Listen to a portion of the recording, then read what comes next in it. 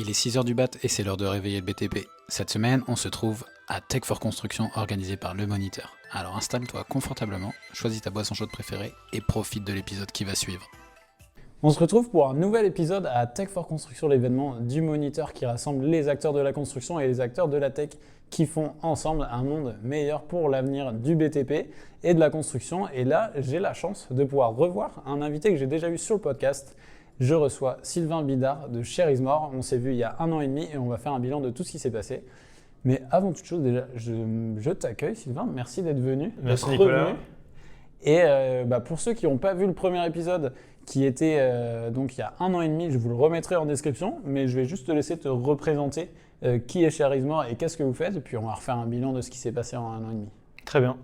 Pour me représenter, Sylvain Bidard, je suis architecte, je suis cofondateur de Share Is More Connected Architecture. Share Is More, notre objectif, c'est de devenir le premier réseau social professionnel, donc B2B, des acteurs de la conception et de la construction architecturale. Donc vraiment sur toute la chaîne de valeur de la construction, maître d'ouvrage, agence d'architecture, bureau d'études et jusqu'aux industriels et fabricants de matériaux. Ok, donc ça c'est vraiment le constat global, c'est ce que vous faites au quotidien chez Share Is More. Vous êtes une belle équipe maintenant depuis 1 an et demi, ça fait aussi partie des sujets qui ont changé depuis 1 an et demi. Qu'est-ce que tu aimerais nous montrer, nous déployer comme événements qui se sont passés depuis 1 an et demi? Qu'est-ce qui a vraiment changé chez Share Is More? Alors depuis 1 an et demi, en termes d'événements qui ont vraiment permis pour nous d'accélérer, il y avait le Forum Bois Construction au Grand Palais. Sur février 2025. Exact. On était le partenaire digital du forum, donc c'était une première pour nous de venir adosser finalement notre technologie sur un événement assez concret. On sera de nouveau d'ailleurs partenaire digital du forum qui aura toujours lieu au Grand Palais en février 2026. Ok, trop bien. Voilà. Donc en travaillant sur d'autres axes, notamment baser un moteur de recherche spécifique au salon pour trouver les bons acteurs en fonction des besoins des gens qui vont participer. Et ça sera pour nous l'occasion de tester notre premier moteur de recherche IA. Ok, trop bien. Donc là, depuis le début, vous avez aussi intégré ce que tu viens de dire, un moteur de recherche IA que vous avez bien développé au sein de votre applicatif. Vous travaillez avec beaucoup d'agences d'architecture. C'est quoi l'intérêt d'être aussi là à Tech for Construction où il n'y a pas forcément que des agences d'architecture, des maîtres d'œuvre, il y a aussi des grands groupes, des acteurs de la tech. Quel était l'intérêt pour vous de revenir à ce genre d'événement? Alors, par rapport à ce qu'on a pu se dire il y a 1 an et demi, on s'est aussi, on a pris un pas de côté. Okay. La valeur ajoutée de Share Is More, elle est vraiment sur la connexion entre tous les acteurs de la construction. Donc, un maître d'ouvrage qui pourrait très bien trouver un maître d'œuvre et un architecte, ou bien un architecte qui pouvait trouver un fabricant, une entreprise. Voilà, donc cette notion de ne pas être centré que sur finalement l'architecture et les produits, c'est comme ça qu'on avait initialement développé notre startup parce que c'est comme ça que fonctionnent les médias aujourd'hui. C'est pour ça que on est sur un événement tel que Tech for Construction. Ah, mais trop bien de pouvoir voir l'évolution aussi. Même en termes d'équipe, je disais que ça a quand même changé. Quand on s'est vu il y a 1 an et demi, vous deviez être 3 ou 4, je crois. Ouais, exactement. Il y avait Edouard, toi. Edouard, cofondateur. Julien, notre dev. Ok. Voilà, et après, on monte en effectif. Alors, ça dépend toujours aussi des périodes, mais avec quelqu'un qui nous aide à la communication et aussi à aller faire du développement. Et du Custom Success Manager par rapport à nos clients qui utilisent Share Is More tous les jours.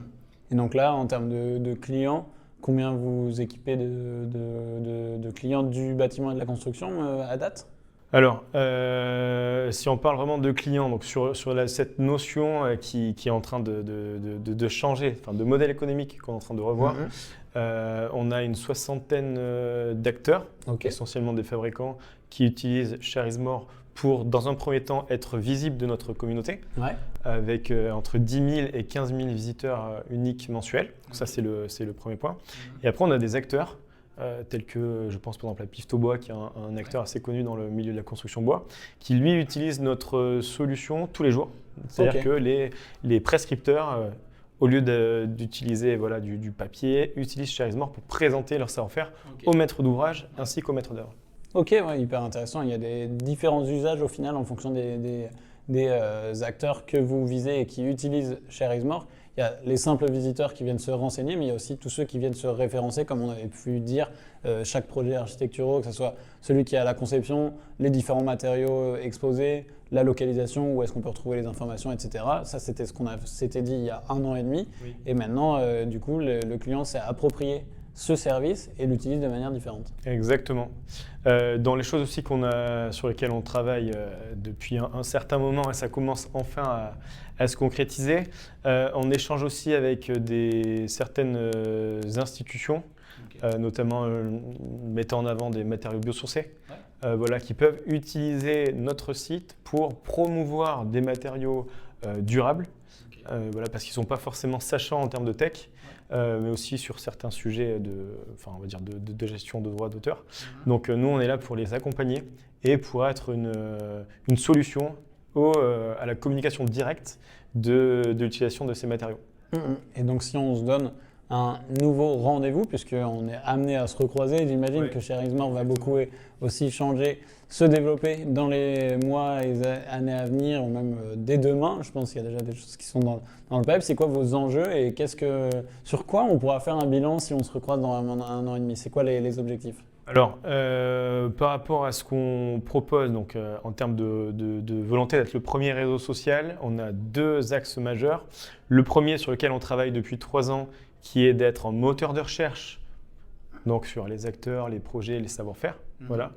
La deuxième brique vers laquelle on va aller, j'espère très rapidement en 2026, c'est d'être en capacité pour un acteur de faire une veille personnalisée de ce qui l'intéresse. Je prends un exemple, il y avait le salon, le congrès HLM la semaine dernière.